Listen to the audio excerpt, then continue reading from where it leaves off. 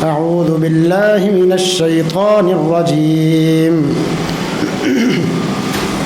وما محمد إلا رسول قد خلت من قبله الرسل أفإن مات أو قتل انقلبتم على أعقابكم ومن ينقلب على عقبيه فلن يضر الله شيئا وسيجزي الله الشاكرين۔ اور محمد صلی اللہ علیہ وسلم تو صرف ایک رسول ہیں، یقیناً ان سے پہلے بھی بہت سے رسول گزر چکے، تو کیا اگر وہ فوت ہو جائیں یا شہید ہو جائیں تو کیا تم اپنی ایڑیوں کے بل پھر جاؤ گے؟ اور جو شخص اپنی ایڑیوں کے بل پھر جائے تو وہ اللہ تعالیٰ کا کچھ بھی نقصان نہیں کر سکے گا، اور یقیناً اللہ تعالیٰ شکر کرنے والوں کو جزا عطا فرمائے گا۔ محترم بزرگوں، بھائیوں اور عزیزوں، پچھلے خطبہ جمعۃ المبارک میں نبی کریم صلی اللہ علیہ وسلم کی ولادت کے متعلق بات ہوئی تھی۔ آج ہم نبی صلی اللہ علیہ وسلم کی وفات کے متعلق کچھ بیان کریں گے۔ یہ جو آیت میں نے آپ کے سامنے پڑھی ہے، اس میں اللہ تبارک و تعالی نے نبی صلی اللہ علیہ وسلم کی وفات کا اشارہ عطا فرمایا ہے۔ یہی اشارہ اللہ تعالیٰ نے سورہ زمر 23ویں پارے میں بھی فرمایا، اِنَّكَ مَيِّتٌ وَإِنَّهُمْ مَيِّتُونَ، اے نبی آپ بھی فوت ہونے والے ہیں اور یہ سب لوگ بھی فوت ہونے والے ہیں۔ ثُمَّ إِنَّكُمْ يَوْمَ الْقِيَامَةِ عِنْدَ رَبِّكُمْ تَخْتَصِمُونَ، پھر تم سب ہی اپنے رب کے پاس اٹھائے جاؤ گے اور اپنے اپنے اعمال کے متعلق وہاں بات چیت ہوگی۔ تو نبی صلی اللہ علیہ وسلم جب وہ دنیا میں نہیں رہے جو اللہ تبارک و تعالیٰ کے ہاں تمام بندوں سے زیادہ مقرب تھے، تو ہمیں پھر یہ عقیدہ رکھنا چاہیے کہ اس آیت کے آ جانے کے بعد مسلمانوں میں اختلاف کسی طرح بھی نہیں ہونا چاہیے کہ نبی صلی اللہ علیہ وسلم زندہ ہیں یا نہیں، کیونکہ قرآن مجید میں اس کا صاف اعلان آ چکا ہے۔ آپ صلی اللہ علیہ وسلم کی وفات سے پہلے چند اشارے وہ صحابہ کرام کو نبی صلی اللہ علیہ وسلم نے بتانے شروع فرما دیے تھے۔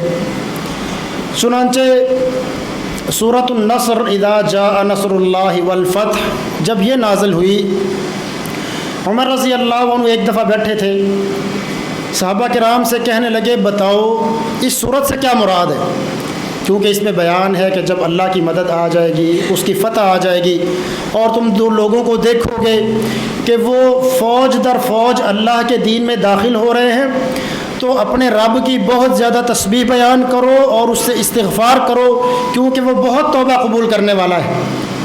پوچھا بتاؤ اس سے کیا مراد ہے؟ بدر کے بڑے بڑے صحابہ کرام جو بدر میں شریک تھے وہ کہنے لگے کہ اس سے مراد ہے کہ اللہ تعالیٰ اپنے دین کو غالب کر دے گا، لوگ دین میں داخل ہوں گے۔ اب عمر رضی اللہ عنہ نے عبداللہ بن عباس ان سے پوچھا ابن عباس تم بھی یہ کہتے ہو؟ کہا میں تو یہ نہیں کہتا، اس سے مراد اللہ تعالیٰ نے اپنے نبی کو اشارہ دیا ہے کہ دین مکمل ہو چکا ہے، اب آپ اپنے رب کے پاس آنے کی تیاری کریں، زیادہ سے زیادہ تسبیح کریں اور استغفار کریں۔ کہا میں بھی اس آیت کے متعلق یہی سمجھتا ہوں کہ اس سے مراد اللہ تعالیٰ نے اپنے نبی صلی اللہ علیہ وسلم کو وفات کا اشارہ دیا ہے۔ 10 ہجری میں 11 ہجری میں نبی صلی اللہ علیہ وسلم فوت ہوئے۔ 10 ہجری کے اندر نبی صلی اللہ علیہ وسلم نے معاذ بن جبل رضی اللہ عنہ کو یمن کی طرف گورنر بنا کر بھیجا۔ ان کو اور بھی بڑی نصیحتیں کی، 7 لگام ہاتھ میں ہے اور ساتھ ساتھ نبی صلی اللہ علیہ وسلم چلتے جا رہے ہیں۔ یا معاذ لعلی لا القاکم بعد عام هذا، فرمایا معاذ ہو سکتا ہے کہ آئندہ سال ہماری اور تمہاری ملاقات نہ ہو۔ او لعل، یا یہ ہو سکتا ہے ان تمر بمسجدی او قبری، ہو سکتا ہے کہ اگلے سال تمہارا گزر میری مسجد سے ہو یا میری قبر سے ہو، اشارہ دے دیا کہ ممکن نہیں ہے کہ ہم آئندہ سال مل سکیں۔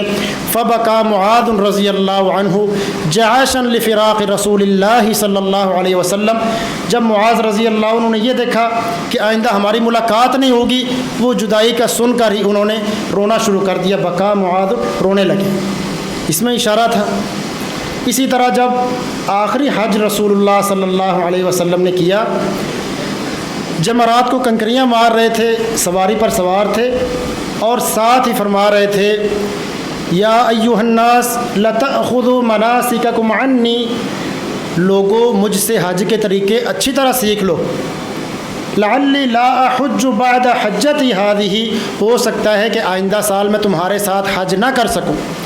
الا یا ایھا الناس، لوگوں سنو، جو باتیں میں نے تم تک اللہ کا دین ہے وہ پہنچا دیا ہے، اور وستلقون ربکم فما تقولون عنی، تم اپنے رب سے ملو گے تو میرے متعلق کیا کہو گے؟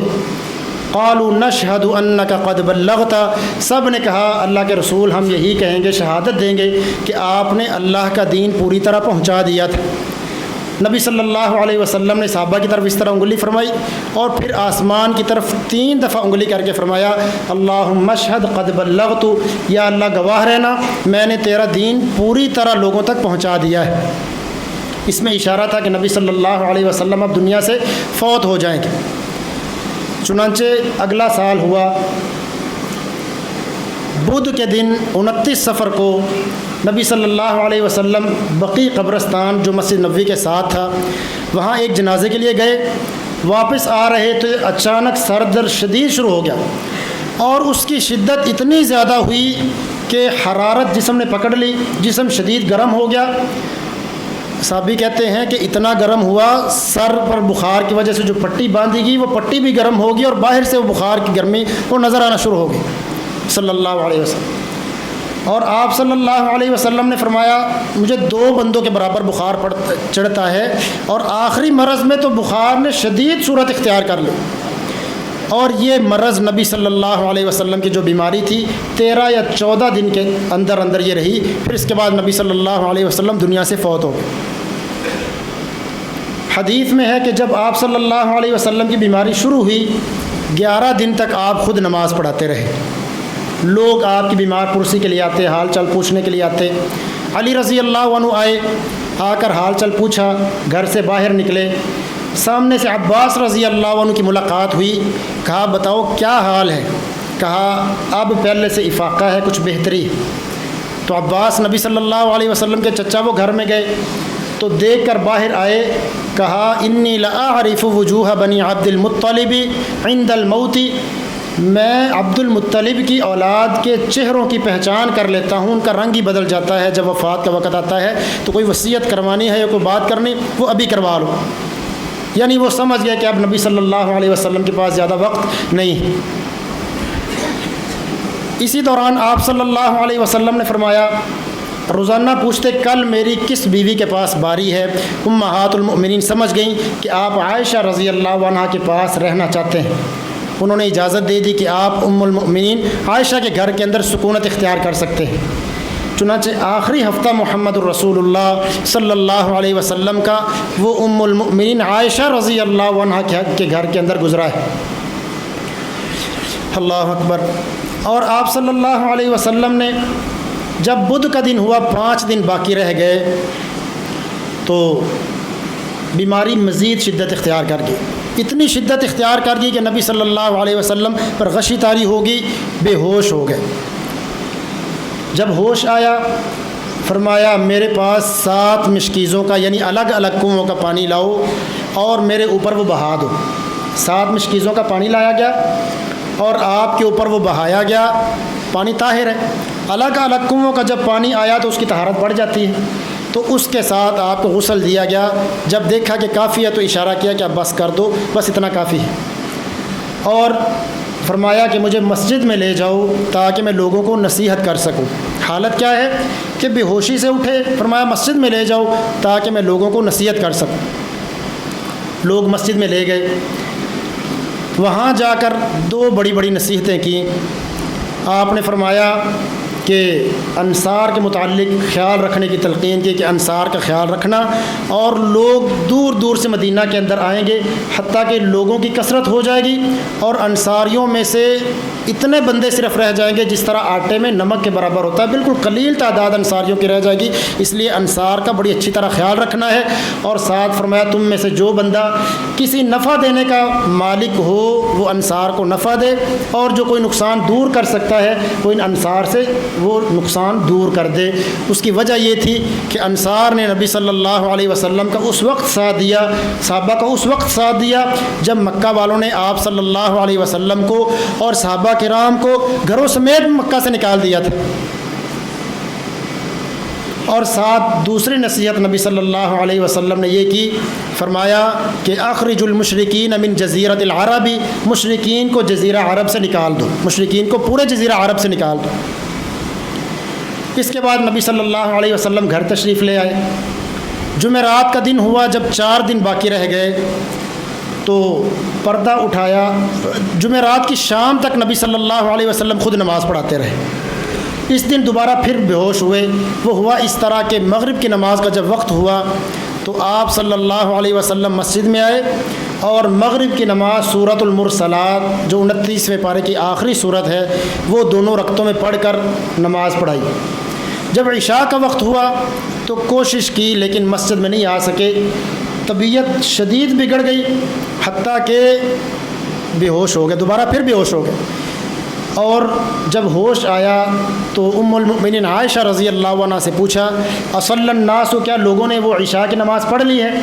کہا لا یا رسول اللہ ہم ینتظرونک، نہیں یا رسول اللہ ابھی تک وہ آپ کا انتظار کر رہے ہیں۔ بات ہوئی ہے، ساتھ ہی نبی صلی اللہ علیہ وسلم پھر بے ہوش ہو گئے۔ پھر ہوش آیا تو فرمایا میرے لیے پانی لے کر آؤ۔ ام المؤمنین حفصہ کے پاس ایک پیتل کا وہ ٹب تھا، اس میں پانی ڈالا گیا تو دوبارہ غسل کیا۔ پھر پوچھا لوگوں نے نماز پڑھ لی ہے؟ کہا نہیں ابھی تک نماز نہیں پڑھی، وہ آپ کا انتظار کر رہے ہیں۔ تیسری دفعہ پھر بے ہوش ہو گئے۔ پھر فرمایا پانی لاؤ، تیسرا غسل کیا اور پوچھا لوگوں نے نماز پڑھ لی ہے؟ کہا نہیں یا رسول اللہ ابھی تک نماز نہیں پڑھی، وہ آپ کا انتظار کر رہے ہیں۔ آپ نے حکم دیا مرو ابا بکر فلیصلی بالناس، ابو بکر کو حکم دو کہ وہ لوگوں کو نماز پڑھا دیں۔ ام المؤمنین عائشہ رضی اللہ عنہ کہنے لگیں یا رسول اللہ ان ابا بکر رجل رقیق القلب، ابو بکر بڑا نرم دل آدمی ہے، ان قام مقامک لم یستطع یسمع الناس، اگر وہ آپ کی جگہ کھڑے ہو کر نماز پڑھائیں گے تو ان کو رونا ہی اتنا آ جائے گا کہ وہ لوگوں کو اپنی قرات اور تکبیرات سنا نہیں سکیں گے، وہ اپنے آپ پر قابو نہیں رکھ سکتے، بڑے نرم دل آدمی۔ آپ نے دوبارہ پھر فرمایا لوگوں کو حکم، ابو بکر کو حکم دو لوگوں کو نماز پڑھائیں۔ ایک پیغام لے کر جانے والا وہ مسجد میں گیا، اس نے کہا نبی صلی اللہ علیہ وسلم حکم دیتے ہیں کہ لوگوں کو نماز پڑھائیں۔ ابو بکر رضی اللہ عنہ آگے بڑھے، نماز شروع کر دی تو آپ صلی اللہ علیہ وسلم نے کچھ طبیعت کے اندر جب بہتری محسوس کی نماز کے اندر، 2 بندے پاس تھے، ایک عباس رضی اللہ عنہ اور ایک علی رضی اللہ عنہ، دونوں کو کہا کہ مجھے مسجد میں لے چکے۔ فقام یہادی بین الرجلین، اب حالت دیکھیں نبی صلی اللہ علیہ وسلم کی، 2 بندوں کے کندھوں پر ہاتھ رکھا، اس سہارے نبی صلی اللہ علیہ وسلم مسجد میں آئے۔ ورجلاہ تخطان فی الارض، اور قدموں پر وزن نہیں ڈالا جاتا تھا، پورا سہارا وہ کندھوں پر تھا اور قدم مبارک جو تھے اس کے ساتھ وہ لکیریں کھینچی جا رہی تھی۔ نبی صلی اللہ علیہ وسلم مسجد میں آ گئے تو ابو بکر رضی اللہ عنہ کی بائیں طرف بیٹھ گئے۔ تو ابو بکر رضی اللہ عنہ وہ نبی صلی اللہ علیہ وسلم کی نماز کی ابتدا کر رہے تھے اور لوگوں کو اونچی آواز سے تکبیرات سنا رہے تھے، لوگ ابو بکر کے پیچھے پڑھ رہے تھے رضی اللہ عنہ۔ اب اس کے بعد جمعرات کو بیماری رات کو اور شدید صورت اختیار کرتی۔ اب اگلا جب وفات سے 1 یا 2 دن پہلے ہوئے تو بیماری تھی جس میں نبی صلی اللہ علیہ وسلم کا جو گلا مبارک تھا اس میں بھی تکلیف تھی۔ اس کی وجہ یہ تھی کہ وفات سے 5 سال پہلے ایک یہودی عورت نے ایک گوشت جو بکری کا تھا اس میں زہر ملا کر آپ صلی اللہ علیہ وسلم کو کھلایا، ابھی تھوڑا سا کھایا تھا تو وحی کے ذریعے اس سے بتا دیا گیا، تو وہ اللہ تعالیٰ نے بعد میں تکلیف دور کر دی۔ جب آخری وقت آیا تو فرمایا وہ جو بکری میں نے کھائی تھی اس کی تکلیف میں اب محسوس کر رہا ہوں، گلے کے اندر بھی اس کی تکلیف تھی۔ تو صحابہ کرام جو گھر میں موجود تھے، جو رشتہ دار تھے، انہوں نے ایک دوائی تھی جو کڑوی تھی، وہ آپ صلی اللہ علیہ وسلم کے منہ کے اندر ڈالی، تو آپ نے اشارے سے منع کیا کہ نہ ڈالو۔ عباس رضی اللہ عنہ کہتے ہیں کہ صحابہ نے یہ سمجھا کہ کوئی بھی بیمار آدمی وہ دوائی کھانا نہیں چاہتا، لیکن ہے تو فائدے کی چیز ہے، انہوں نے دوائی ڈال دی۔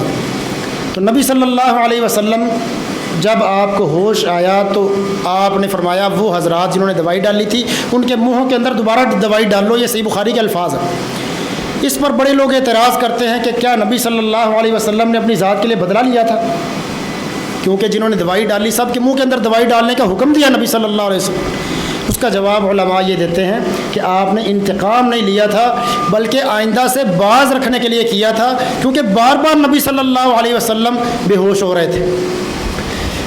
جب 1 یا 2 دن باقی رہ گئے وفات سے تو آپ صلی اللہ علیہ وسلم، حضرت عائشہ فرماتی ہے آپ کثرت سے یہ کہتے تھے کہ کوئی بھی نبی جو ہے اللہ تعالیٰ نے اس کو اختیار دیا ہے، وفات سے پہلے اس سے پوچھا جاتا ہے کہ وہ دنیا میں رہنا چاہتا ہے یا وہ اپنے رب تعالیٰ سے ملاقات کرنا چاہتا ہے، تو جو نبی وہ کہے اللہ تعالیٰ اس کے مطابق معاملہ فرماتا ہے۔ تو آپ صلی اللہ علیہ وسلم کا جب آخری وقت قریب آیا تو اس وقت میں نے آپ کے منہ کے ساتھ کان لگایا تو آپ یہ دعا پڑھ رہے تھے، اللہم اغفر لی وارحمنی والحقنی بالصالحین، یا اللہ مجھے معاف فرما دے اور مجھ پر رحم فرما اور مجھے صالح لوگوں کا ساتھ نصیب فرما۔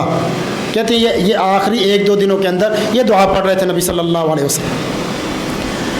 تو نبی صلی اللہ علیہ وسلم کی جب آخری 1 یا 2 دن باقی رہ گئے، لوگ بیمار پرسی کے لیے آ رہے تھے، انہی دنوں حضرت فاطمہ رضی اللہ عنہ آپ کی لخت جگر وہ آئیں تو آپ صلی اللہ علیہ وسلم کے پاس بیٹھیں۔ نبی صلی اللہ علیہ وسلم نے ان کو پاس بلایا اور سرگوشی میں کوئی بات کی تو وہ رونا شروع ہو گئی۔ پھر دوبارہ بلایا، پھر کوئی بات کی تو انہوں نے ہنسنا شروع کر دی۔ جب آپ صلی اللہ علیہ وسلم فوت ہو گئے تو ام المؤمنین عائشہ رضی اللہ عنہ نے ان سے پوچھا کہ تب تک تو راز تھا جب نبی صلی اللہ علیہ وسلم زندہ تھے، اب آپ فوت ہو گئے ہیں تو وہ کیا بات تھی؟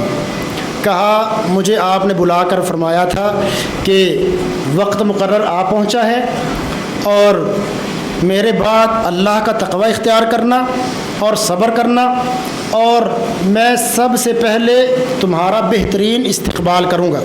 تو یہ بات سن کر میں نے رونا شروع کر دیا۔ جب آپ نے میری بے قراری اور تکلیف دیکھی، دوبارہ بلایا، فرمایا کہ تم مومن عورتوں کی یا جنت کی عورتوں کی سردار ہوگی، اس لیے میں نے مسکرانا شروع کر دیا۔ سوموار کا دن جب 12 ربیع اول ہوا تو نبی صلی اللہ علیہ وسلم، فجر کی نماز کا وقت تھا، یہ عشاء کی نماز اور وفات تک کی جو نمازیں تھیں جمعرات سے لے کر 17 نمازیں ابو بکر رضی اللہ عنہ نے پڑھائی۔ فجر کا وقت ہوا سوموار کے دن، آپ نبی صلی اللہ علیہ وسلم نے پردہ اٹھایا، نماز کا وقت تھا، ابو بکر رضی اللہ عنہ بھی آگے بڑھے تو نبی صلی اللہ علیہ وسلم نے پردہ اٹھا دیا۔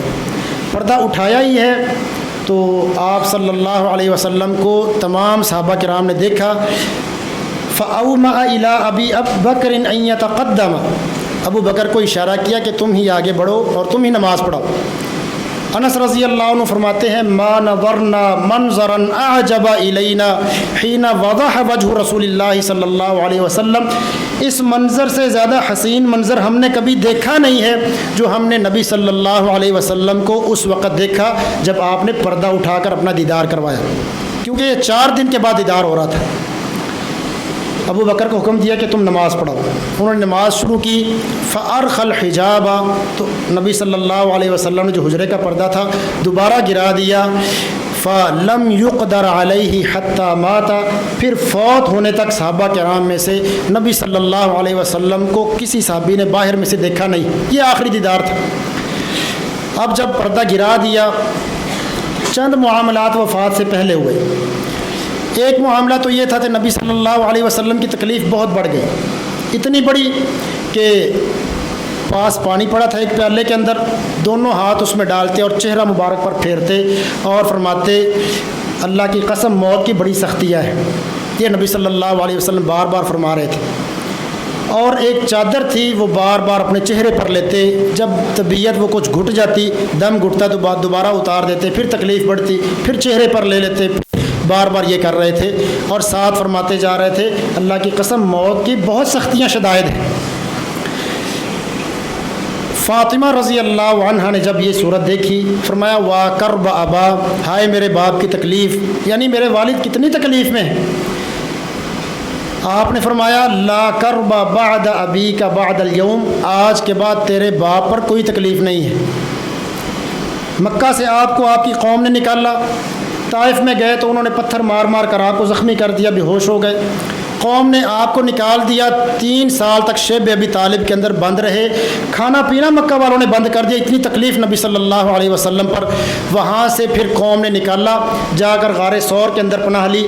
مکہ میں پہنچنے کے بعد بھی جان نہیں چھوڑی ان کفار نے، بدر میں مقابلہ کیا، احد میں آپ صلی اللہ علیہ وسلم خچر سے گر پڑے، پاؤں میں موچ آ گئی، ایک ظالم نے زور سے تلوار ماری، وہ چہرہ مبارک وہ زخمی ہو گیا، وہ جو ڈھال تھی چہرے کے اوپر جو کھود لیا جاتا ہے وہ ٹوٹ کر لوہا دانتوں کے اندر چلا گیا، آپ کے دانت مبارک شہید ہو گئے، خون رکتا ہی نہیں تھا۔ فوت ہونے تک آپ کو بڑی تکلیفیں دی گئیں، 6 بچے نبی صلی اللہ علیہ وسلم کی زندگی میں فوت ہو گئے، بڑی تکلیفیں تھیں۔ تو آخری تکلیف جب بیٹی نے دیکھی نا، کہا وا کرب ابا، ہائے میرے باپ کی تکلیف، اتنی تکلیف محمد رسول اللہ صلی اللہ علیہ وسلم کو۔ آپ نے فرمایا لا کرب بعد ابیک بعد اليوم، آج کے بعد تیرے باپ پر کوئی تکلیف نہیں ہے، اللہ ساری تکلیفوں سے آزاد کر دے گا۔ اسی دوران نبی صلی اللہ علیہ وسلم نے صحابہ کرام جو پاس بیویاں بیٹھی تھیں، گھر والے بیٹھے تھے، اور جو صحابہ تھے رشتہ دار تھے، ان سے فرمایا الصلاۃ الصلاۃ وما ملکت ایمانکم، لوگوں نماز کا خیال رکھنا، نماز کا خیال رکھنا، اور جو تمہارے ماتحت لوگ ہیں، تمہارے جو خادم ہیں، تمہارے نوکر چاکر ہیں، جن سے کام لیتے ہو، تمہارے ہاں اجرت کرتے ہیں، ان کا خیال کرنا کہ ظلم نہیں کرنا، زیادہ ان کے مکلف سے زیادہ ان پر بوجھ نہیں ڈالنا، جتنا کام لیتے اتنے پیسے ادا کرو۔ فرمایا وما ملکت ایمانکم، جو تمہارے ماتحت ہے ان کا خیال رکھنا ہے۔ یہ آخری وقت ہے جب جان نکلنے لگی ہے نبی صلی اللہ علیہ وسلم کی، نماز کا اور غلاموں کا، نوکروں کے متعلق نصیحت فرما رہے ہیں۔ اور آپ صلی اللہ علیہ وسلم کی اس وقت حالت کیا تھی؟ مسواک سے کتنی محبت تھی۔ حضرت عائشہ کے بھائی عبد الرحمن بن ابی بکر آئے، وہ مسواک کر رہے تھے، تکلیف سے بولنا نہیں جا رہا تھا، ان کی طرف دیکھا، مسواک کر رہے ہیں۔ ام المؤمنین فرماتی ہے میں سمجھ گئی کہ آپ مسواک کرنا چاہتے ہیں، میں نے پکڑا، وہ سخت تھی، میں نے اس کو اچھی طرح چبایا اور آپ کو دیا، آپ نے اچھی طرح وہ مسواک کر لی، اچھی طرح مسواک کر، اور ساتھ فرمایا لعن اللہ الیہود والنصارى اتخذوا قبور انبیائہم مساجد، یعنی تکلیف کے باوجود جو بات منہ سے نکل رہی ہے آپ صلی اللہ علیہ وسلم کے، وہ امت کی خیر خواہی، امت وہ نقصان سے بچ جائے، وہ جہنم سے بچ جائے، وہ جنت کی حقدار بن جائے، یہی باتیں کر رہے ہیں۔ فرمایا اللہ یہود و نصارہ پر لعنت کرے، اور بعض روایتوں میں فرمایا اللہ ان کو اپنی رحمت سے دور کر دے کہ انہوں نے اپنے نبیوں کی جو قبریں تھیں وہاں مسجدیں بنا لیں، وہاں مزار بنا لیے، وہاں نمازیں پڑھنا شروع کر دیں۔ انی انہاکم عن ذالک، میں تمہیں اس سے منع کرتا ہوں۔ اور ساتھ ہی فرمایا یا اللہ میری قبر کو ایسا مزار اور پوجا گھاٹ نہ بنا دینا کہ لوگ آ کر یہاں پوجا شروع کر دیں۔ اللہ اکبر۔ پھر اس کے بعد مسواک کر رہے تھے، حضرت عائشہ فرماتی مسواک جب کر رہے تھے آپ کا سر مبارک میری ہنسلی کی جو ہڈی ہے اور جو ٹھوڑی ہے اس کے درمیان آپ نے ٹیک لگائی ہوئی تھی، ادھر آپ کا سر مبارک تھا۔ تو مسواک کرتے کرتے آپ کے ہونٹوں نے کچھ حرکت کی، میں نے دوبارہ کان لگا کر سنا تو یہ آیت پڑھ رہے تھے مع الذین انعم اللہ علیہم من النبیین والصدیقین والشہداء والصالحین وحسن اولئک رفیقا، ان لوگوں کا ساتھ کیا ہی اچھا ساتھ ہے جو نبیوں کا ساتھ ہے، صالح لوگوں کا ساتھ ہے، شہداء کا ساتھ ہے، وحسن اولئک رفیقا، اور صحبت کے لیے، ساتھ کے لیے، رفاقت کے لیے یہ سب سے اچھا ساتھ ہے۔ اور ساتھ ہی دعا کر رہے تھے اللہم الرفیق الاعلیٰ، یا اللہ وہ ساتھ دے دے جو سب سے بلند ساتھ ہے۔ 3 دفعہ فرمایا یا اللہ اپنے ساتھ ملا دے۔ کہتے اس کے ساتھ ہی آپ صلی اللہ علیہ وسلم کا ہاتھ مبارک گر گیا اور مسواک وہ آپ کے ہاتھ سے چھوٹ کر گر گئی۔ تو نبی صلی اللہ علیہ وسلم کی ساتھ ہی وفات ہو گئی۔ اب لوگوں میں بات جب پھیلی کہ نبی صلی اللہ علیہ وسلم فوت ہو گئے ہیں، سوموار کا دن ہے، تو عمر رضی اللہ عنہ نے جب یہ بات سنی کہ اللہ کے نبی فوت ہو گئے ہیں، کہتے ہیں اپنے قدموں پر کھڑے رہنے کی بھی طاقت نہ رہی، ادھر ہی گر گئے۔ ابو بکر رضی اللہ عنہ یہ تھوڑی دور جگہ میں رہتے تھے، وہاں سے گھوڑے پر آئے، دیکھا آپ صلی اللہ علیہ وسلم کا چہرہ مبارک جو تھا وہ ایک سفید رنگ کی لکیروں والی چادر کے ساتھ ڈھانپا ہوا تھا۔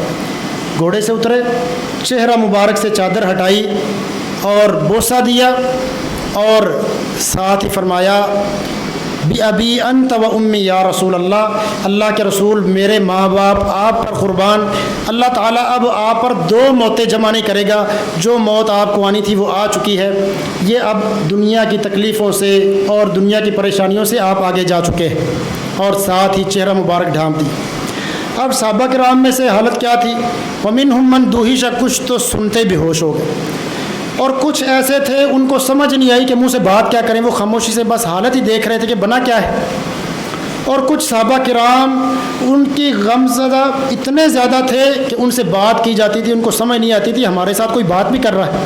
محمد رسول اللہ صلی اللہ علیہ وسلم کی وفات ہو چکی تھی۔ فاطمہ رضی اللہ عنہا رو رہی ہے، صحابہ کرام کہتے 6 ماہ بعد آپ کی بیٹی کی وفات ہوئی، لوگ آتے مدینہ میں ان کے ساتھ بات کرتے، ان کو پتہ ہی نہیں چلتا تھا کہ میرے ساتھ کوئی بات کر رہا، دھیان ہی نہیں ہوتا تھا، حتیٰ کہ جب ان کو دیکھتے تو ان کا غم دوبارہ تازہ ہو جاتا کہ اللہ کے نبی صلی اللہ علیہ وسلم کی بیٹی۔ کچھ لوگ وہ دور دراز سے ان کو پتہ ہی نہیں چلا، وہ مدینہ میں آپ سے ملاقات کرنے کے لیے آ رہے تھے، اور راستے میں جوحفہ مقام جو اس وقت میقات ہے وہاں ان کی ملاقات ہوئی۔ صحابہ نے پوچھا کہاں جا رہے ہو؟ کہا ہم اللہ کے رسول صلی اللہ علیہ وسلم سے ملنے کے لیے جا رہے ہیں۔ کہا ان کو تو ہم آپ کو تو 5 راتیں پہلے ہم دفن کر چکے ہیں۔ انس رضی اللہ عنہ فرماتے ہیں فلما کان اليوم الذي دخل فيه رسول اللہ صلی اللہ علیہ وسلم المدینہ اضاء منها كل شيء، اللہ کے نبی جب مدینہ میں داخل ہوئے تو اس داخل ہونے کی وجہ سے ہمیں ایسا لگتا تھا مدینہ کی ہر چیز روشن ہو گئی ہے۔ ولما کان اليوم الذي مات فيه رسول اللہ صلی اللہ علیہ وسلم، جب اللہ کے نبی فوت ہوئے، جس دن فوت ہوئے تو ہمیں ایسا لگتا تھا اظلم کل شیء، ہر چیز پر اندھیرا چھا گیا ہے۔ ایمن آپ ان کے گھر جاتے تھے، وہ رشتہ دار تھیں، نمازیں وہاں پڑھتے، کھایا پیا کرتے تھے۔ جب آپ فوت ہو گئے، ابو بکر عمر نے کہا کہ اللہ کے نبی وہاں ملنے کے لیے جاتے، ہمیں بھی جانا چاہیے۔ ابھی جا کر ان سے ملنا شروع ہی کیا، سلام کہا تو انہوں نے رونا شروع کر دیا۔ کہا آپ روتی کیوں ہیں؟ اللہ کے نبی تو وہاں ہیں جو اس دنیا سے بہت بہتر بدلا ہے۔ کہا میں اس وجہ سے نہیں روتی، تو میں تو اس وجہ سے روتی ہوں ان الوحی قد انقطع من السماء، کہ اللہ کے نبی ہمیں اللہ کی وحی سناتے تھے، آسمان سے اللہ کی باتیں سناتے تھے، اب وہ سلسلے ختم ہو گیا ہے۔ تو کہتی اتنی بات کی ابو بکر عمر نے بھی رونا شروع کر دی۔ حسن بصری بہت جلیل القدر تابعی ہیں، کہنے لگے کہ نبی صلی اللہ علیہ وسلم ایک تنے کے ساتھ ٹیک لگا کر خطبہ دیا کرتے تھے، بعد میں ایک ممبر پر خطبہ دینے لگے، وہ تنا رونا شروع ہو گیا۔ کہنے لگے تو تم تو اس سے زیادہ لائق ہو کہ جب اللہ کے نبی کی وفات کا ذکر آئے تمہارے دلوں کے اندر تڑپ ہونی چاہیے کہ ایک تنا وہ اللہ کے نبی کی جدائی کی وجہ سے رو رہا ہے، تمہیں رونا ہی نہیں آتا۔ تمہارے دلوں کے اندر تو اس سے زیادہ تڑپ ہونی چاہیے کہ تم نبی صلی اللہ علیہ وسلم کی وفات کو یاد کر کے رونا شروع کرتے۔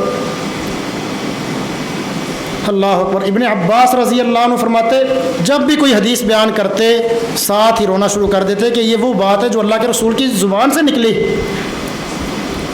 بہت سے تابعین ایسے تھے، ان کو انس رضی اللہ عنہ نے ایک سیب دیا، وہ ہاتھ میں سیب پکڑ کر رونا شروع کر دیا۔ کہا اس ہاتھ نے مجھے سیب دیا ہے جو ہاتھ اللہ کے نبی کے ہاتھ کے ساتھ ملتا تھا، آپ کو ملا کرتا تھا۔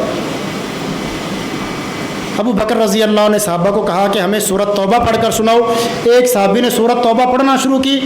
جب وہ اس آیت پر پہنچے کہ لا تحزن ان اللہ معنا، غم نہ کرو اللہ ہمارے ساتھ ہے، یہ اللہ کے نبی نے وہ غار ثور میں جب چھپے تھے نا وہاں یہ ابو بکر کو کہا تھا۔ ابو بکر نے جب یہ آیت سنی رونا شروع کر دیا اور کہا واللہ انا صاحبہ، اللہ کی قسم میں وہ صاحب ہوں جس کے متعلق اللہ کے نبی نے فرمایا تھا لا تحزن ان اللہ معنا، غم نہ کرو اللہ ہمارے ساتھ۔ اللہ تعالی ہم سب کو جنت میں نبی صلی اللہ علیہ وسلم کا ساتھ نصیب فرمائے۔ وآخر دعوانا ان الحمد للہ رب العالمین۔